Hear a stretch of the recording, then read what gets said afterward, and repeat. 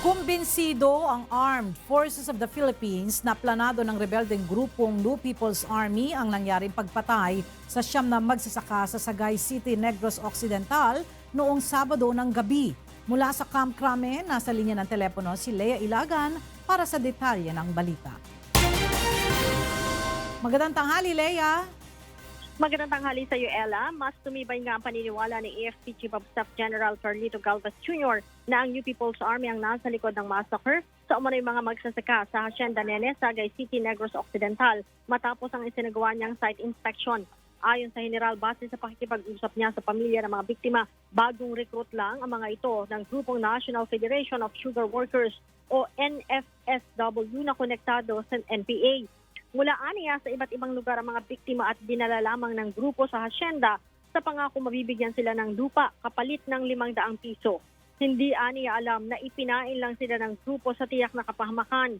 Sinabi pa ni Galvez na alam umano ng NFSW na may mangyayaring masama sa mga biktima at plano itong ibintang sa militar. Bahagi din aniya ito ng nabistong Red October plot ng NPA para pabagsakin ang Administrasyong Duterte. Nauna dito, 2 magkasunod na ambush ang ginawa ng NPA sa Aurora at Camarines Sur noong nakaraang linggo kung saan 3 pulis ang napatay. Sa ngayon naman, Ella, patuloy ang investigasyon na isinasagawa ng Philippine National Police upang malaman kung mismong New People's Army ang bumaril sa mga ito o ang mga lehitimong claimants ng lupa. Balik sa iyo, Ella. Maraming salamat, Lea Ilagan, live na nagulat mula sa Camp Crame.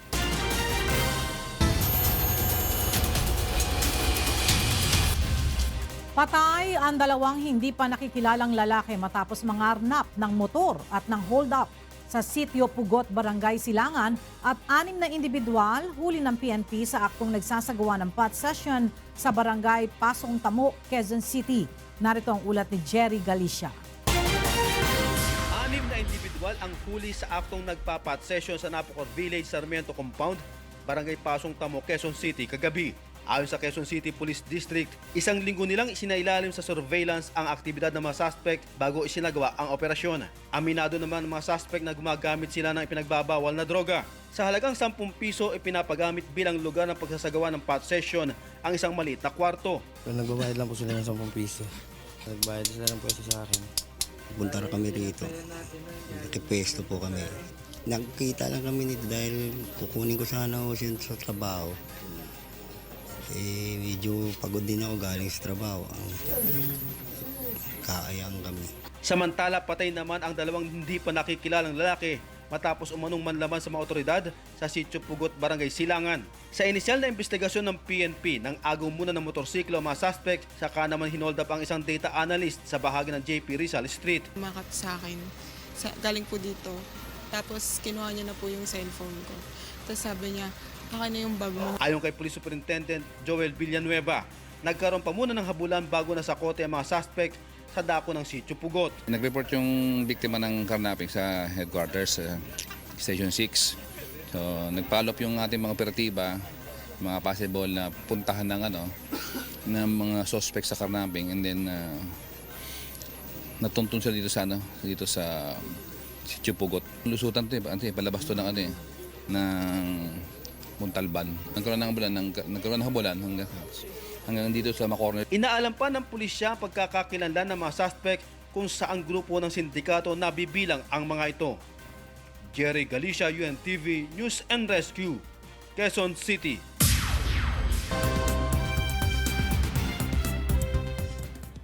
Good afternoon. Here are the top stories from around the globe. European Union lawmakers moved to ban widely used throwaway plastics to clear up ocean pollution.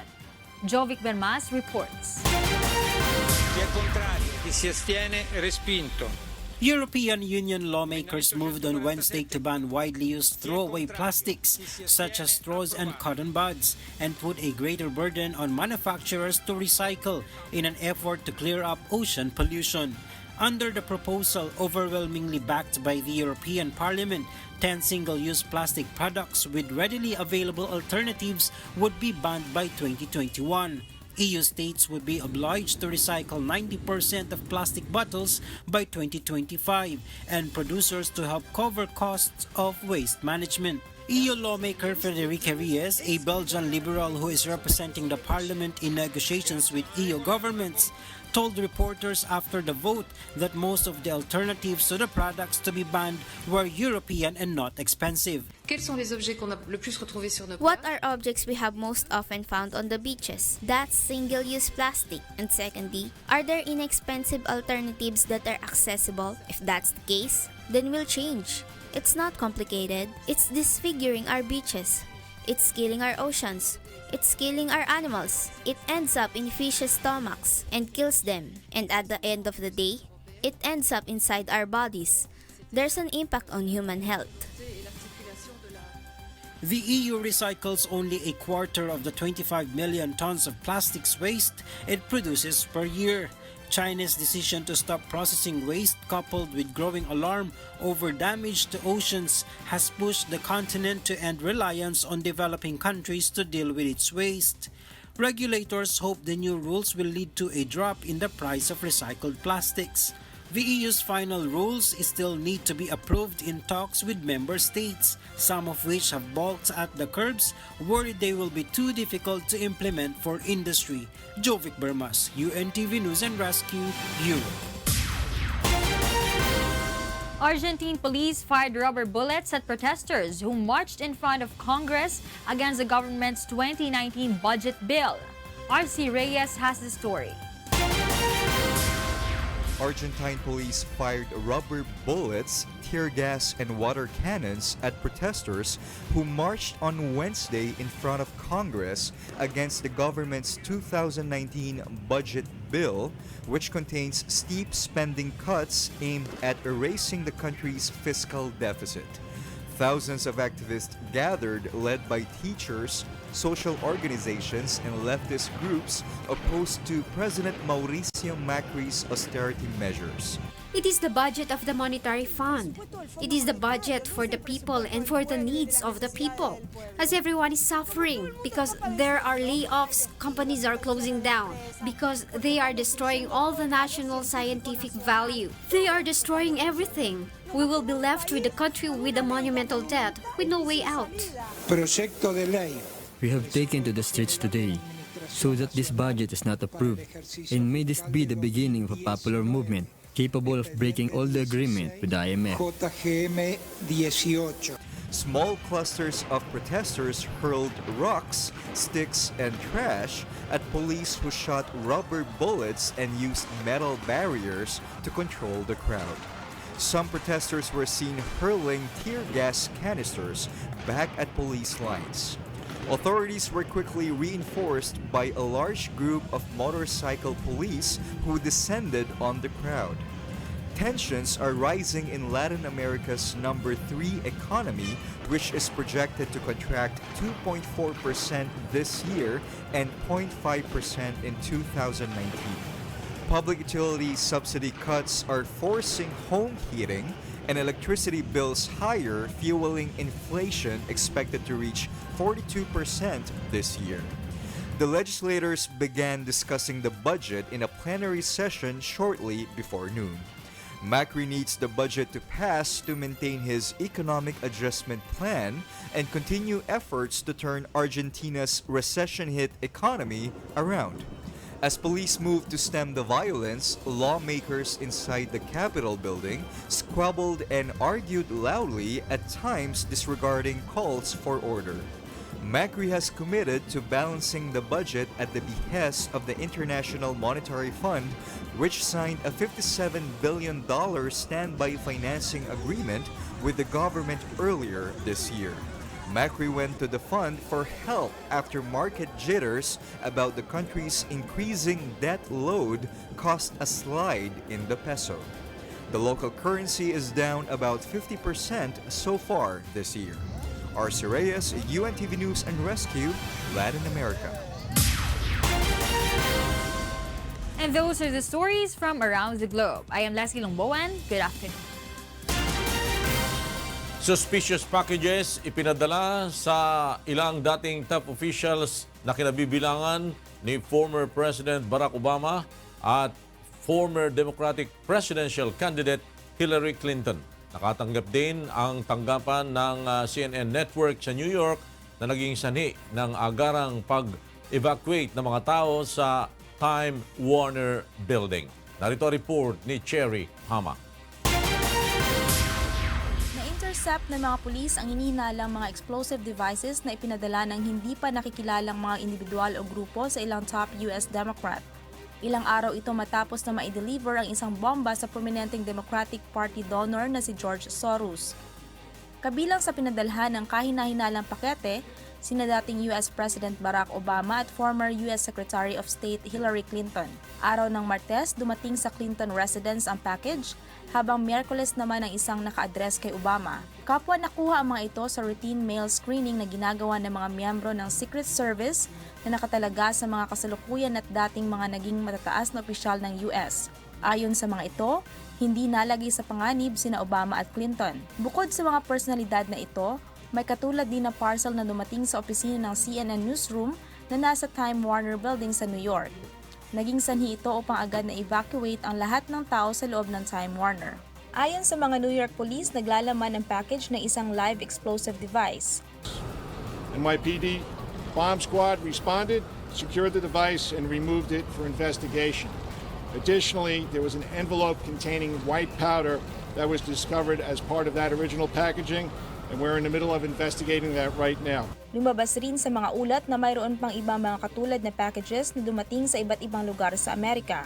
Kabilang na dito ang dumating sa office ni US Representative Debbie Wasserman Schultz sa Florida. Gayon din kay New York Governor Andrew Cuomo at California Congresswoman Maxine Waters na pawang mga Democrats. Tinawag naman ni New York City Mayor Bill de Blasio na terrorist act ang pangyayari at pinayuhan ang mga mamamayan na maging mapagmatyag at agad tumawag sa 911 kung may makikitang kahina-hinalang mga tao o bagay. Samantala, kinundi na naman ni US President Donald Trump ang pangyayari at sinabing magsasagawa ang pamahalaan ng masusing investigasyon upang papanagutin ang mga nasa likod ng masamang gawain. Lumikha ang pangyayari ng panibagong tensyon lalo na't nalalapit na ang 2018 US midterm election sa November 6. Iba-iba naman ang reaksyon ng mga residente sa New York hinggil dito. I'm not willing to draw a connection because I think we all do too much speculating and it's much better to wait for some real information to come in before we all decide what it all means and who it was or was not.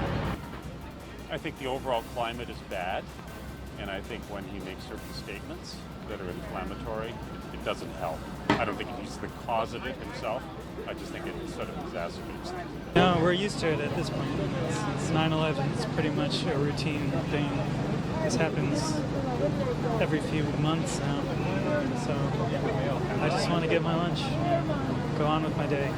Kasunod ng pangyayari, nagpatupad ng mas mahigpit na seguridad ang mga tauhan ng pulisiya dito sa New York, pinaigting ang increased police visibility at foot patrols. Cherry Pama, UNTV News and Rescue, New York, USA.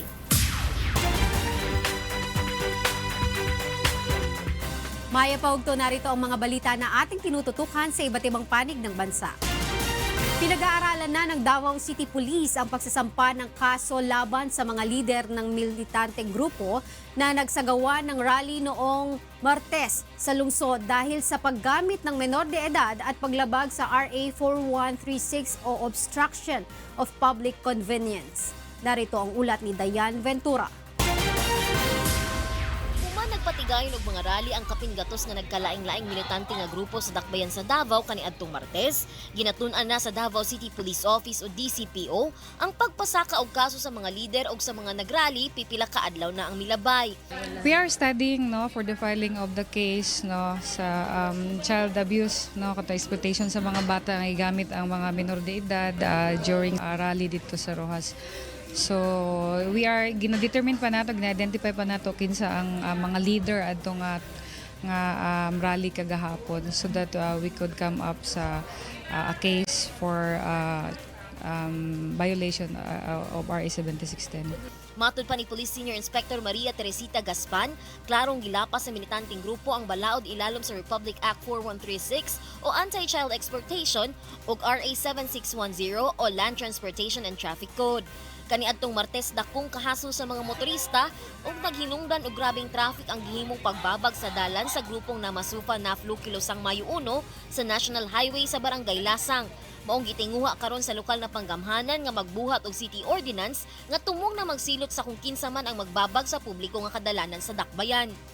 Kung mag-crafting ang ordinance, kung kinsa man ang mo-block sa atong highway, muharang sa inyuhang sakyanan, pwede na nato dakpon kasuhan.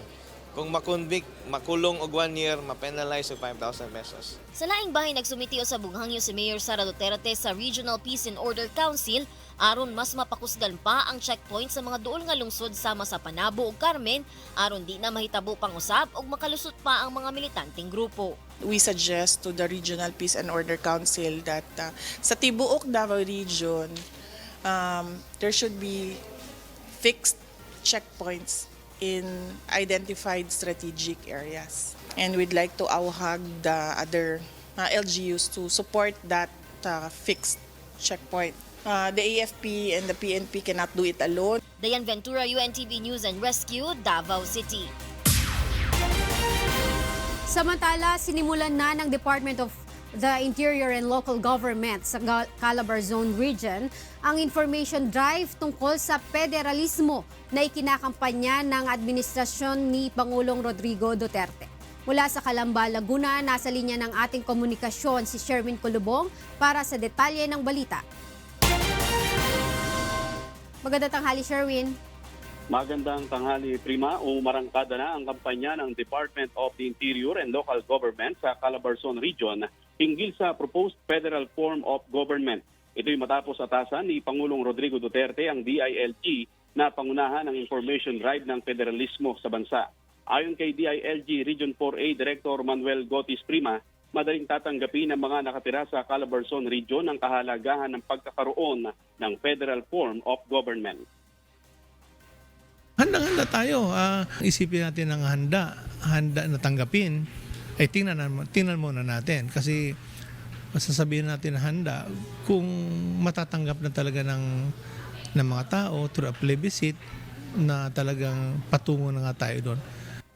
Kasama ng DILG ang ilang miyembro ng Consultative Committee o CONCOM upang magpaliwanag sa ng Federal Constitution. Hindi pa madali maintindihan ng federalism. So handa naman po kami na it will take as long as it needs para po maiabot natin na makuha natin ang suporta ng mamamayan. Bukod sa Media Forum Prima, magsasagawa din ng DILG ngayong araw ng kampanya sa federalismo sa buong rehiyon. Pangungunahan ito ng Center of Federalism on Constitutional Reform at ng mga miyembro ng CONCOM. At yan ang ating balita. Balik sa iyo, Prima. Maraming salamat, Sherwin Colubong, nag-uulat mula sa Calamba, Laguna. At yan ang ating mga balitang from di ako si Prima Salonga Gloria. Magandang tanghali.